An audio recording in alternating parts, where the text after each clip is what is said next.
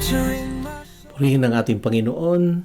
Salamat sa ating Diyos sa pagkakataon na ito. Magandang araw, magandang umaga o magandang gabi saan man kayo naroon sa pagkakataon na ito. Welcome sa Gospel 24/7. Arlit Sarona po sa ang inyong lingkod na makakasama niyo po para sa inyong patuloy na pag-aaral, pagninilay at syempre pa sa ating ginagawang pangunawa upang makita natin ang ating yung mga praktikal na gusto nating maisabuhay sa araw-araw. So, tulungan nawa tayo ng ating Panginoon sa ating gagawin. Siyempre pa, nag-i-enjoy tayo pagsalita ng Diyos at ang pag-uusapan natin ngayon ay tungkol sa inheritance of the kingdom at anong ibig sabihin nito at higit sa lahat ano ang mga reference na makikita natin sa Bible.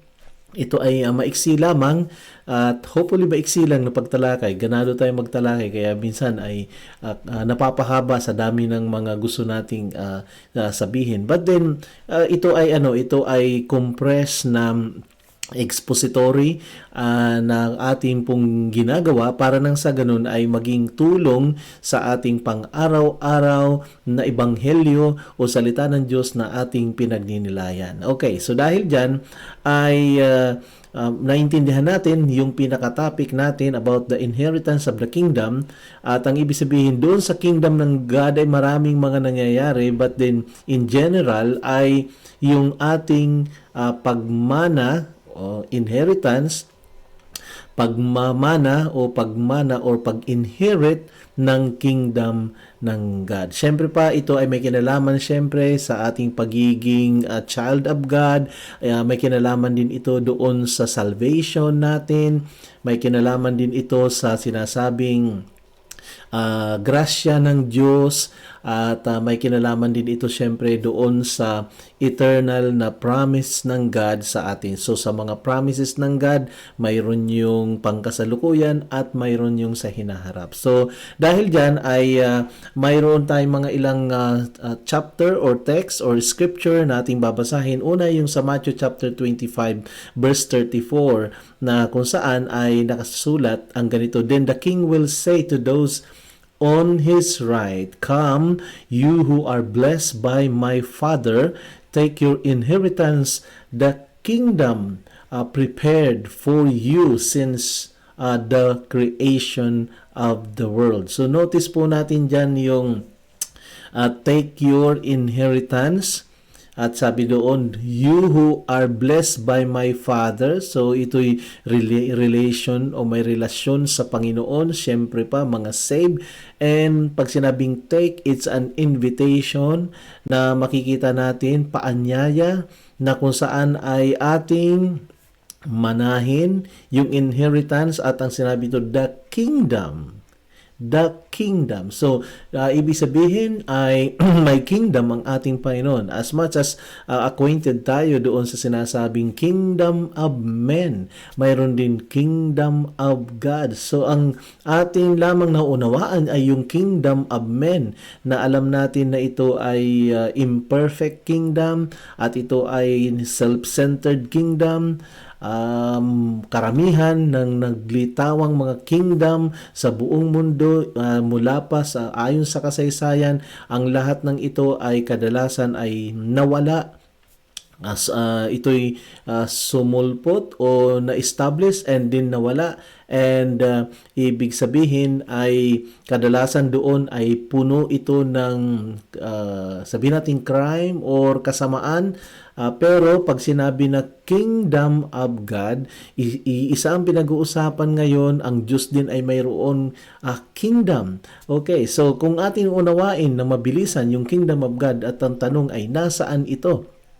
Okay, yung idea yung nasaan ay mayroon yung sinasabing fully na realization nito at pero yung sa kasalukuyan ito ay implementation. I would say ito ay implementation ng God sa mga believers, okay? Sa mga believers doon sa kanilang kaisipan at puso, okay? At ito ay yung pag-i-implement, pagpapatupad ng Diyos ng kanyang kalooban. So, God's will, implementation of God's will in the hearts of the believers. So, importante yan. So, it means na habang tayo ay narito sa lupa, nangyayari na yung paumpisa at paumpisa at pagdating ng paghahari ng Panginoon. Kaya lang, ito ay more on spiritual in nature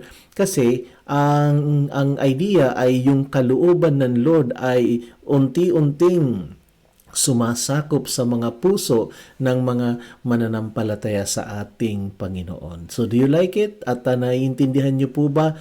At na-appreciate nyo yung ating pinag-uusapan sa bagay na ito. Sa ating puso, sa ating isip, ay sinasakop ng Diyos ng kanyang banal at banal na kalooban, righteous na kalooban, at yan ang nangyayari at nakikita natin yung ating unrighteousness, nakikita natin at doon natin nakikita, nakukumpara yung ating depravity na sinasabi, yung ating pagiging makasalanan pagka nangyayari yung pagsasakop ng Lord sa atin. Kitang-kita natin yung ating mga weaknesses, nabibisto yung ating mga weaknesses dahil doon sa dumarating na dunong or wisdom ng God na alam natin ang lahat ng ito ay pagsasakop o intentionally para sakupin ang ating mga buhay. So, I hope na prayer ko na makaka-relate tayo sa bagay na ito, na kapag nakaharap tayo sa kalooban ng Lord, kita natin yung atin pong pagkatao at nare-reveal yung ating mga hitsura sa ating mga puso't damdamin kung paano na tayo ay imperfect na tao. But then, ang idea nito ay ito yung pagdating ng kaharian ng Panginoon. Of course, ang lahat ng ito ay related doon sa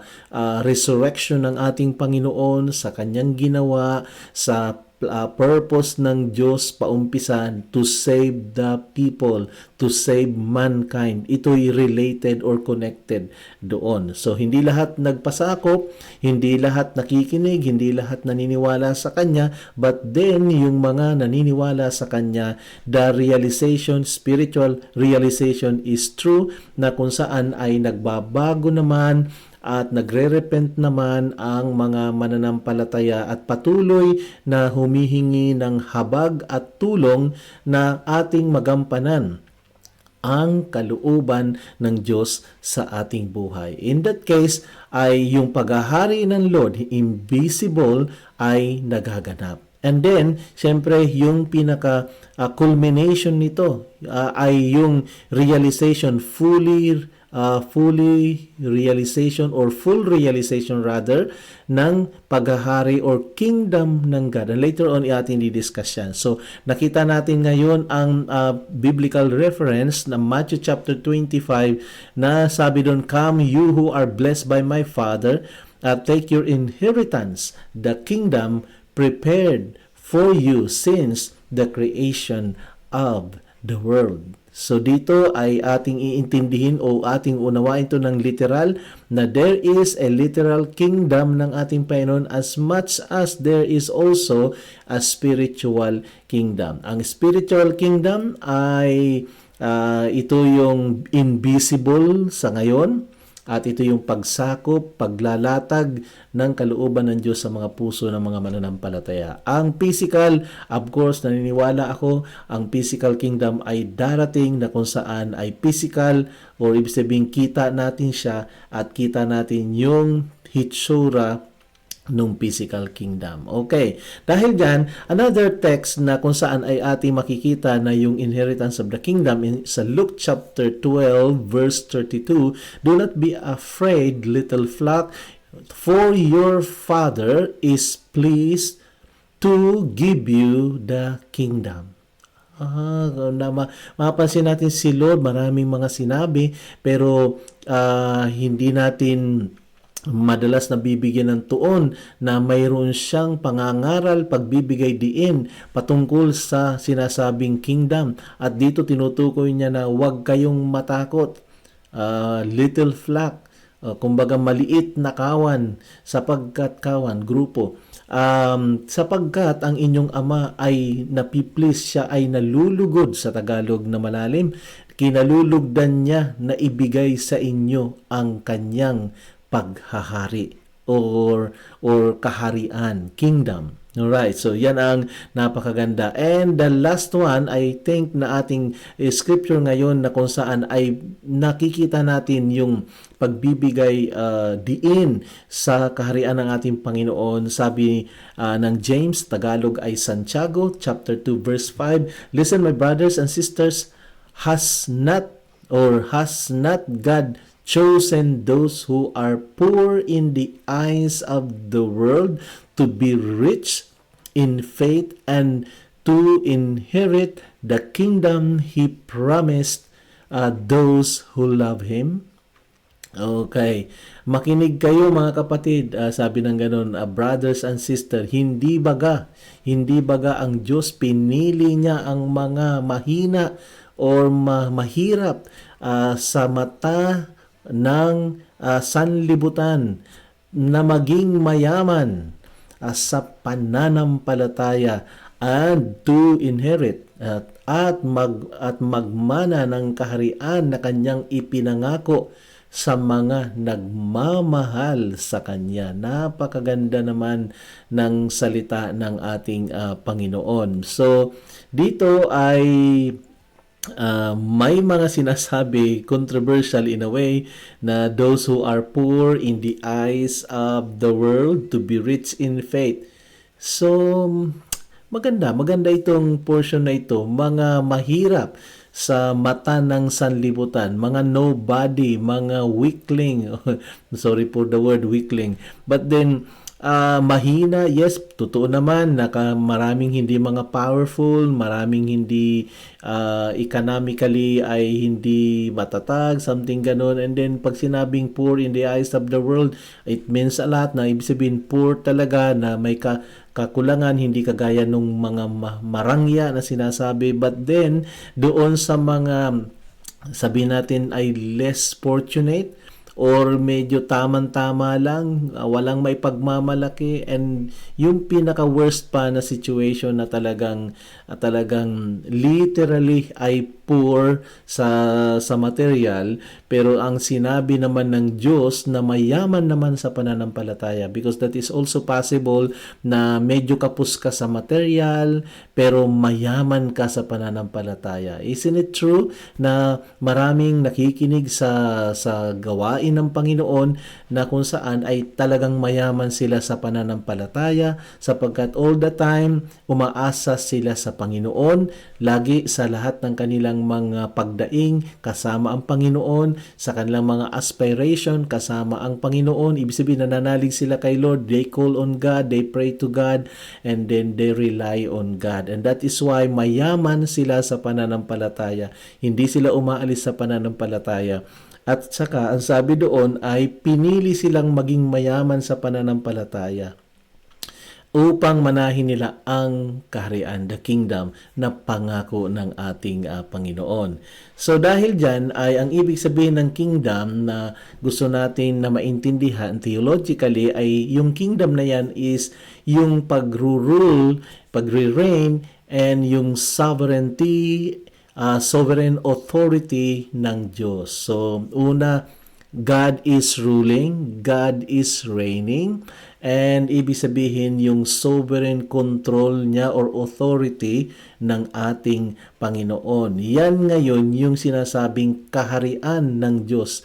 Iisa lang ang nagro-rule, siya yung nagre-reign, reigning supreme over all His creation, and then yung sovereign authority niya na walang nakakapaghadlang sa kanyang sovereignty, malaya niyang napapangasiwaan yung authority niya, ay nag-ooperate therefore doon sa kaharian ng Panginoon. So, in the kingdom of God, lumalabas na ito ay place of perfection. Sabihin na lang natin na kung pag-uusapan ay justice, yes, He is ruling with justice and He is ruling with mercy, He is ruling with love, He is ruling in His rulership ay nandoon yung kakaiba sa lahat ng pangangasiwa na natagpuan, nakilala at nalaman ng tao. Basically, ito yung perfect kingdom of all, and not only perfect kingdom,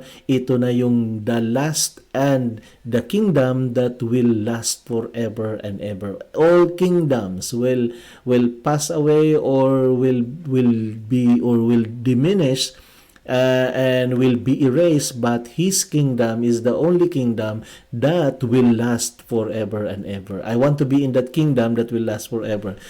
Yan po yung napakaganda. So welcome sa inyo, sapagkat ang mamanahin natin, ito yung kaharian na mamanahin natin, okay? Lahat tayo, nagmana tayo ng mga kaharian ng tao by being a citizen of a certain country, like ikaw ay isang ikaw ay citizen, Filipino citizen or whatever citizenship that you have. In a way, ay yan lang yung minana natin dahil wala tayong choice, di ba? Wala tayong choice. Diyan tayo pinanganak. So, in a way, ay kingdom of men yan.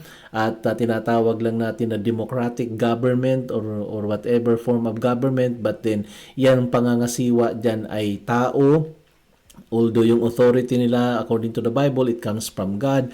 But then, yung pangangasiwa nila ay based doon sa kanilang kaalaman at based doon sa weakness ng tao. But then, there will be a time, brothers and sisters, there will be a time na kung saan ang mga mananampalataya ay hindi na magmamana ng kaharian ng sanlibutan ito o sistema ng mundong ito, kundi mamanahin nila ang kaharian ng Diyos na si Lord. At ang Ama at ang ating Panginoong Hesus ang siyang naghahari. Ang ganda po ano. So dahil dyan ay ito po ang kumbaga sa theological sense o biblical sense na sinasabi ay sapagkat mapapansin natin na sa Old Testament ang pangako lamang sa bayang Israel ay ang promised land. Sila ay alipin sa Egypt at that time more than 400 years, and then ang pangako ay to inherit the land. And then sa New Testament naman, nag-expand naman ito sa full blessing na kung saan ay mamanahin nila ang kaligtasan. Niminana natin ang kaligtasan, yung sinasabing redemption in Christ naman ang ating natanggap. Wala nang ipinamanang lupa, kundi ang tatanggapin natin kapag dumating ang Panginoong Hesus ay yung redemption, pagkatubos natin naman ang nangyari. And then ultimately, ang lahat ng ito ay it will point out to doon sa sinasabing believers eternal reward, na kung saan ay ito yung place of God's presence. So ito yung ultimate at saka eternal reward. Na ano yun? Yung place in God's presence. Okay, so yung tatlo na yan, promised land, redemption in Christ, at saka yung place of God's presence. Kaya ngayon ay masasabi natin na mapalad yung mga nagpapatuloy. Okay, so sa ngayon yung pinaka-presence ng kingdom ay narito sa atin, at yan ay ginawa na ng ating Panginoon, pero hindi pa fully and completely realized na sinasabi. At ito ay nag-aantay ng katapusan ng mga panahon, end of the age. So may panahon ng kawakasan, sabi sa Tagalog. At yung doon marirealize yung completeness or pagiging kumpleto nitong kaharian na ito. Okay, so dahil dyan, ang ibig sabihin kapag nakumpleto na ang bagay na ito, ay ito na yung final form ng kingdom ng God, na ang ibig sabihin ito yung eternal state of peace, eternal state of peace, justice, holiness, at ito yung sinasabing full communion with God. Okay? Full and physical communion with God. Ito yung kingdom na nag-aantay mapapa sa atin, na kung saan ay nadini-describe natin ngayon na with justice, peace, and holiness, at yung sinasabing hindi mo na hanapin pa ang Diyos at sa physical sapagkat makikita mo siya ng mukhaan. Okay, so yan ang mga additional na info para sa ating pag-aaral ng Kingdom ng God, na kung saan ay hindi pa natin physical na nakikita, but then ini-explain naman ng salita ng Diyos ang bagay na yan. So dahil doon, pag sinabi ngayon na take your inheritance or you will receive your inheritance, the kingdom of God, at ang ibig sabihin ngayon nito ay itong phrase na ito, na ibig sabihin ay yung God's people are being called to receive the eternal blessing of His reign, ng kanyang paghahari. So, pag sinabing called, tinatawag tayo, inuobliga tayo at ini-encourage tayo sa eternal blessing na kung saan siya yung sinasabing naghahari, reigning. And dahil doon ay ito ay prepared by our Father. Inihanda na ng Diyos bago pa man ang lahat o before the world began na sinasabi. Ito yung mga bagay. So dahil dyan ay patitibayin natin sa ating pagtatapos ang mga sumusunod na mga scripture na kung saan ay nakalagay ay sa 1 Peter chapter 1 verse 3. Basahin natin ngayon at bigyan natin ng pag-i-expound. Now, praise be to the God and Father of our Lord Jesus Christ. In His great mercy, He has given us new birth into a living hope through the resurrection of Jesus Christ from the dead. So, pansinin po muna natin yung great mercy. Malaking subject yan sa Bible sapagkat ang tinutukoy ngayon dyan ay tayo na kung hindi lamang sa dakila niyang awa at habag. Ang ibig sabihin nun, hindi tayo karapat-dapat because literally we are an object of His wrath and vengeance, and we are object of His yung judgment niya. Tayo ay kumbaga karapat-dapat tayong mamatay at tayo ay maparusahan dahil sa kasamaan natin bilang tao.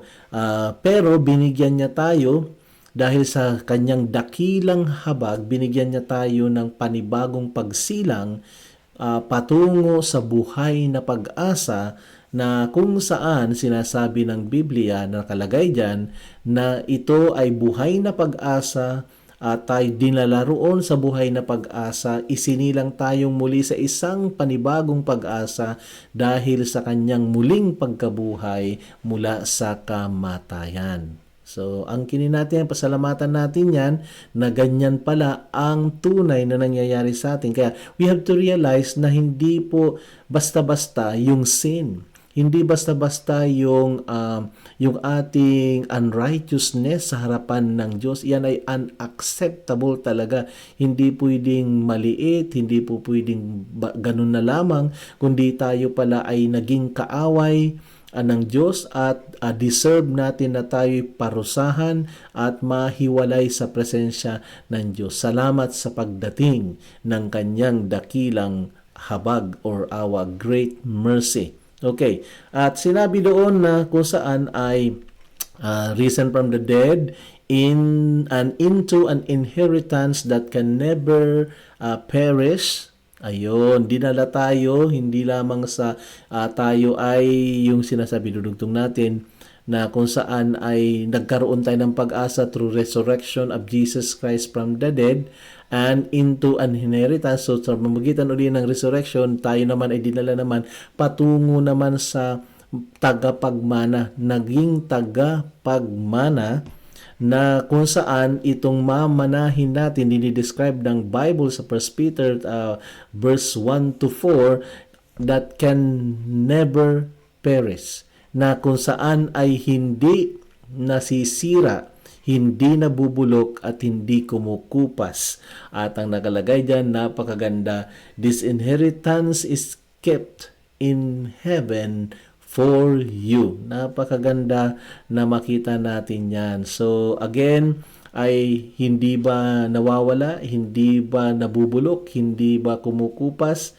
Talagang eternal blessing talaga ito. Okay? Na sinasabi ng Bible. At sinabi pa dyan, dinugtong natin sa verse 5, tuloy natin, who through faith, okay, binabanggit na ngayon na ibig sabihin on our part ay may pananampalataya, nananatiling nananampalataya, naturoang manampalataya. Kaya binabanggit yan that through faith are shielded by God's power until the coming of the salvation. Okay, at shielded by God's power. It means na kung darating ang kingdom ng Lord, ito ay it's because of God's power. Hindi ito by accident na mangyayari na gawa ng tao, kundi ito ay dahil sa kilos ng kanyang kapangyarihan na nakaset, nakatiming, irregardless kung ano nangyayari sa ating kapaligiran, the coming of His kingdom, the physical coming, the fulfillment of God's promises ay hindi mawawala, hindi ito mahaharang because ito naman ay shielded by God's power. So paano ngayon ang ibig sabihin nito? Dahil sa panahon ngayon ay ang buong mundo at sangkatauhan ay puno ng sarili niyang mga kaharian. Ang tao ay may sarili siyang kaharian, pananampalataya, etc. May sarili siyang Diyos. Okay, ang tao, ang mga bansa ay minsan Diyos nila ang pera, ang technology at kung ano-ano pa, at maraming mga tao na sila'y ungodly at sila'y godless, walang Diyos. Yan ang kalagayan ngayon, but nevertheless, ang Lord ay kumikilos because siya ay puno ng kapangyarihan at mapupuli realize natin pag kumikilos ang Panginoon ay hindi siya matatalo ng anumang kapangyarihan. Kasi nakalagay dyan, shielded by God's power until the coming of the salvation that is ready to be revealed in the last days. So, yung salvation, mapapansin natin dyan, coming of the salvation. Kasi, yung salvation na dumating noong ang ating Panginoon ay nabuhay bilang tao, dumating yung salvation at nung tayo nakapakinig ng salita ng ating Panginoon, dumating din sa atin yung salvation, di ba?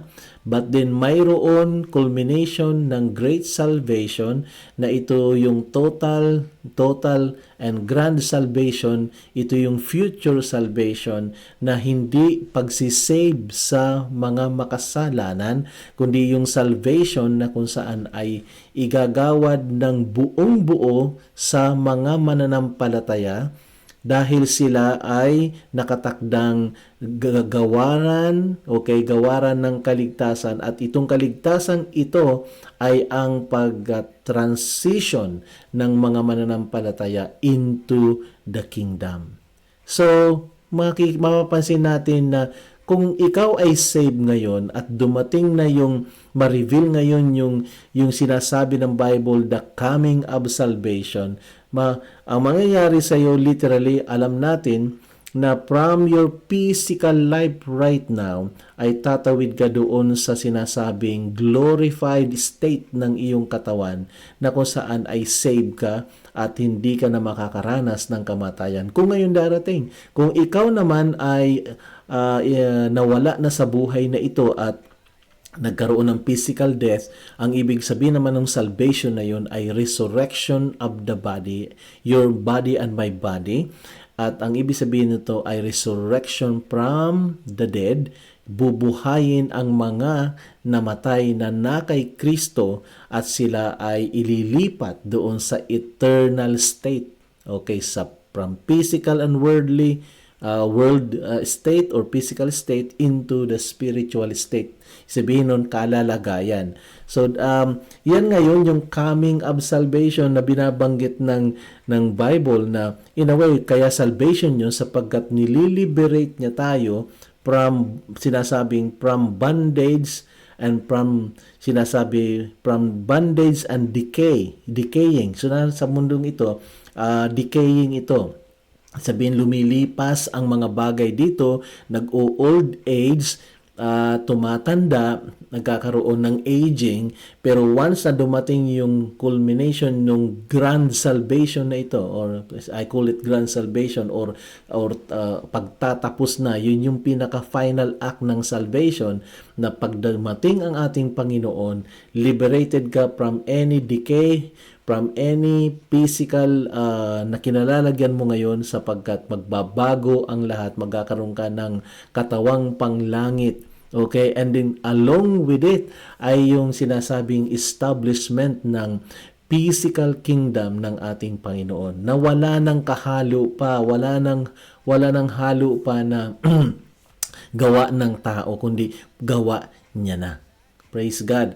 At dahil dyan ay ini-encourage tayo ng ating Panginoon na manatili, manampalataya hanggang wakas, sapagkat yan ang kanyang kalooban ngayon. So, sa pagkakataon na yan ay dapat lang natin na i-appreciate na kung saan ay tayo ay isipin natin na kung wala man tayong minana o tayo ay biktima ng kingdom of men, there will be a time na hindi na natin mararanasan ang imperfection ng kingdom of men, sapagkat lahat ng mananampalataya ay mamanahin nila yung kingdom of God, na kung saan ito yung physical reigning ng Diyos na with justice, with holiness and righteousness, na kung saan ang kanyang sovereign authority ang siyang naroon at wala ng iba. So,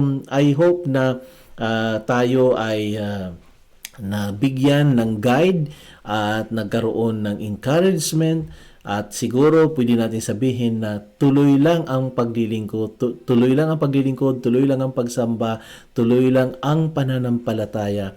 Kahit minsan ay mahirap, kahit minsan ay maraming mga balakid, tuloy lang, sapagkat yung nag-aantay sa atin ay higit pa sa mga bagay na ating makukuha sa mundong ito. Ito yung mga bagay na kung saan sinabi nga ng Bible ay hindi siya, it will never perish, it will never spoil or fade, at ito ay naroon gawa ng ating Panginoon. So much on that. Maraming salamat sa pag-comment, pag-share kaya, or whatever na inyong gustong gawin. At salamat din sa Panginoon kung nagamit ito ng Lord sa puso mo, sa pagkakataon. Pinasasalamatan ko ang ating Panginoon. So pinasasalamatan ko ang inyong patuloy din na pag-aabang kung anong mensahe pangkasunod. Actually, napakarami pa ito dahil series ito ng rewards for believers in the kingdom of God. So ano-ano yung mga rewards na yun, at abangan nyo yung mga susunod natin video,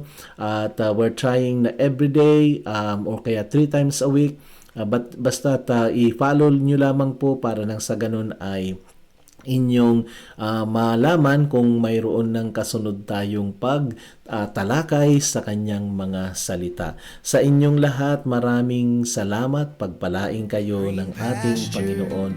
God bless you and see you next time.